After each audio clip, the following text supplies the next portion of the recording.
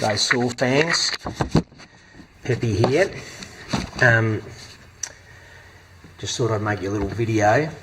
This is not a competition video. This is a bit of work in progress stuff.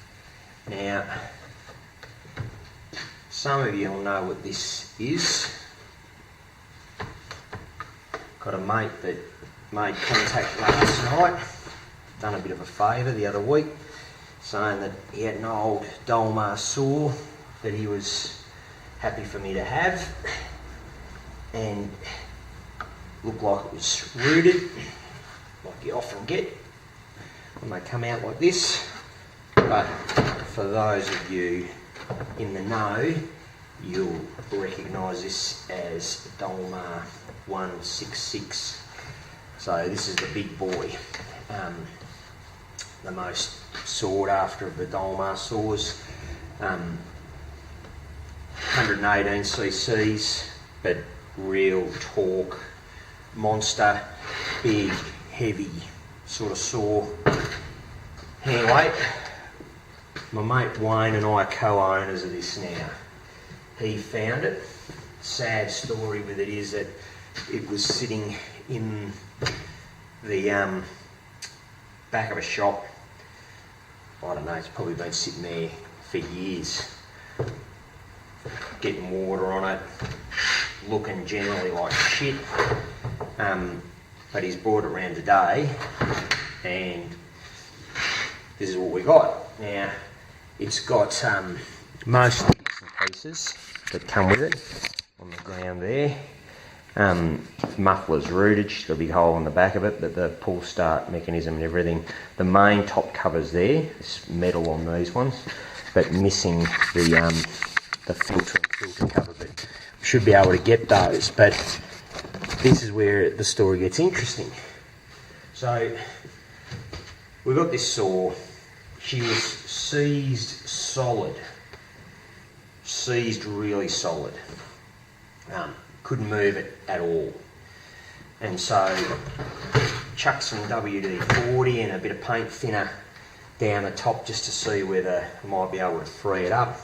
But I'm figuring that she was seized badly. But I took the muffler off, and hang on, piston actually looked pretty good.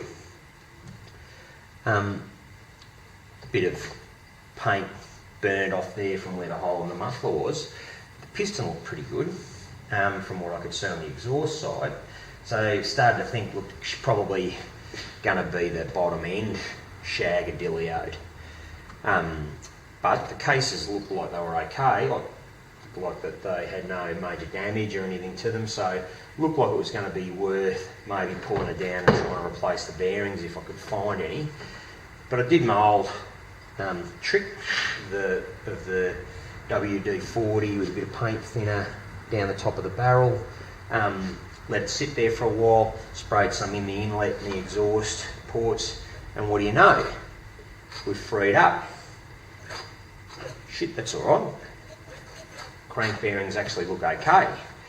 But this is where it gets interesting, saw fans. When you actually look at the compression, that's the compression she's got. That's been sitting there for God knows how long. So I'm thinking that we're going to be okay with the cylinder here. Now, saw like this, you're going to pull the top end off and give it a good clean out and make sure everything's ridgy-ditch. Whether or not we've got spark will be the next issue.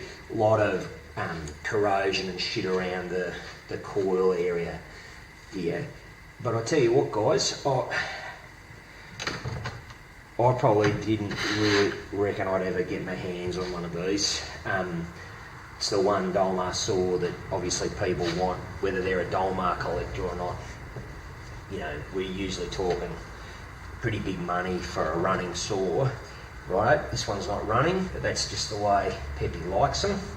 And this will be a little bit of a project that I'll keep you informed of, because these things sound unbelievable when they get cranked up. So that's it, the old Dolmar 166, Wayno and Dean's and Peppy's little project. and let's see what happens. Now, before I go, I've got this one back together as well today, so it needs a couple of things done to it. I need to put the clutch back on, put the filter and the like on it. But this one, another one that was sitting in the weeds for a long time, she's going to be ready to go as well. But just to give you an idea of the size difference, and you see the old back-to-back picture. This thing, mate, weighs an absolute ton. I reckon she's going to go like a rocket.